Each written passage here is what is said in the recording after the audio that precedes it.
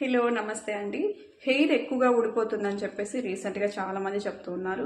ఒకసారి రీజన్స్ మీరు అనలైజ్ చేసుకోండి. ఒకవేళ వెయిట్ లాస్ జర్నీలో ఉంటే మీరు ఓవర్గా ఫాస్టింగ్లు చేస్తున్నారంటే విటమిన్ డెఫిషియన్సీ వల్ల హెయిర్ లాస్ ఉండొచ్చు. ఫుడ్ తినకపోయినా హెయిర్ లాస్ హెవీగా ఉంటుందండి. అండ్ సెకండ్ థింగ్ ఏంటంటే మీరు ఎక్కువ డిటాక్స్ డ్రింక్స్ తాగడము, అలాగే గ్రీన్ టీ, బ్లాక్ కాఫీ ఇలాంటి వేడి వేడి కాఫీలు, టీలు, డిటాక్స్ డ్రింక్స్ ఎక్కువ హీట్గా లోపలికి వేసేస్తే వేడి వల్ల కూడా మనకు హెయిర్ అనేది తగ్గిపోతుంది. లైక్ హెయిర్ ఫాల్ ఉంటుంది. అండ్ డాండ్రఫ్ ఉన్నా కానీ, మనకు ఏదైనా ఫంగల్ ఇన్ఫెక్షన్స్ హెయిర్కి ఉన్నా కానీ మనకు హెయిర్ లాస్ ఉంటుంది.